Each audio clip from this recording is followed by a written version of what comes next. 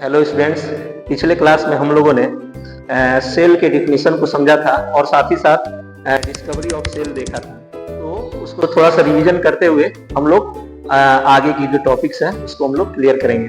तो सबसे पहले आपको मैंने बताया था कि सेल क्या है। तो मैंने बोला था कि सेल जो है स्ट्रक्चरल और फंक्शनल यूनिट है लाइफ का। तो ये आप लोगों को समझाया गया था कि किस तरह से वो स्ट्रक्चरल यूनिट है, कैसे वो फंक्शनल यूनिट है। अगर आपने पिछला वीडियो नहीं देखा है तो आप उसे अवश्य देख लें। और साथ ही साथ हमने बताया था कि डिस्कवरी कैसे हुई सेल की।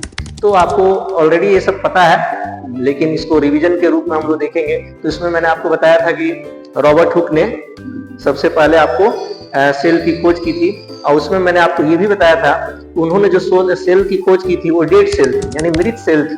तो इसलिए कभी कभी एग्जाम में क्वेश्चन आते हैं इस तरह के, तो पूछे जाते हैं कि मृत सेल की खोज किसने की, तो आप बताएंगे रॉबर्ट हुक। कभी पूछा जाता है लिविंग सेल की खोज किसने की, तो आप बताएंगे एंटोनी वान लीवेनहॉक। मैंने बताया था पिछले क्लास में कि एंटोनी वान लीवेनहॉक ने आपको लिविंग सेल की खोज की थी। और वो लिविंग सेल कौन सा था, तो मैंने आपको बताया था बैक्टीरिया। लेकिन उन्होंने उस समय बैक्टीरिया नाम नहीं दिया था, ठीक है, उन्होंने उस समय एनिमल्कुल्स नाम दिया था। ये आपको पता होना चाहिए, लेकिन ये आगे की क्लासों में हम और डिटेल पढ़ेंगे। लेकिन अगर आपसे कोई पूछता है कि लिविंग सेल की खोज किसने की, तो आप क्या बताएंगे, एंटोनी वान लीवेनहॉक, ठीक है। तो ये हम लोगों ने डिस्कवरी में देखा था, और आप पार्ट 1 को देखेंगे तो सारा क्लियर हो जाएगा। अब हम लोग आगे की ओर कुछ बेसिक जानकारी को देखते हैं जो सेल से संबंधित आपको होनी चाहिए।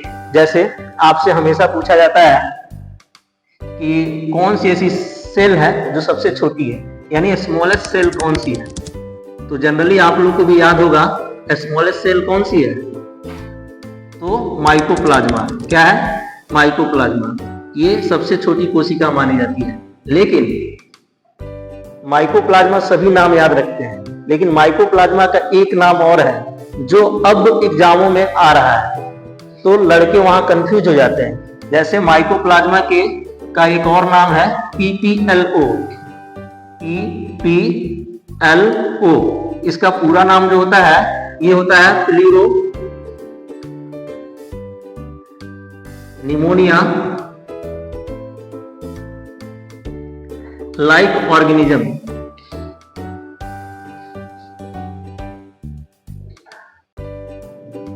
ठीक है, तो आपको याद रखना है कि माइकोप्लाज्मा को ही PPLO कहा जाता है। क्यों कहा जाता है कि जो कैटल होते हैं, जो पशु होते हैं, उसके प्लूरल फ्लूइड में ये माइकोप्लाज्मा पाया जाता है, इसीलिए इसका एक और नाम है PPLO। तो अगर एग्जाम में स्मॉलेस्ट सेल पूछा गया हो और माइकोप्लाज्मा ना नाम देकर आपको PPLO दे दिया, तो बहुत सारे लड़के यहाँ पर कंफ्यूज हो जाएंगे और आंसर गलत टिक करेंगे। तो आपको याद रखना है कि माइकोप्लाज्मा को ही हम लोग PPLO कहते हैं, ठीक है। तो इसको एकदम क्लियर दिमाग में रखिएगा, क्योंकि अब एग्जाम जो है उसके पैटर्न बदल रहे हैं, तो उसको ध्यान में रखकर आप PPLO का नाम याद रखेंगे। और साथ ही साथ पूछा जाता है लार्जेस्ट सेल। तो आप लोगों को ये भी पता होगा कि लार्जेस्ट सेल कौन सी है।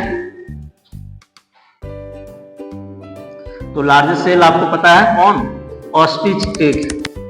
तो ऑस्ट्रिच एग जो है इसको लार्जेस्ट सेल माना जाता है। इसको हिंदी में बोलते हैं शुतुरमुर्ग का अंडा।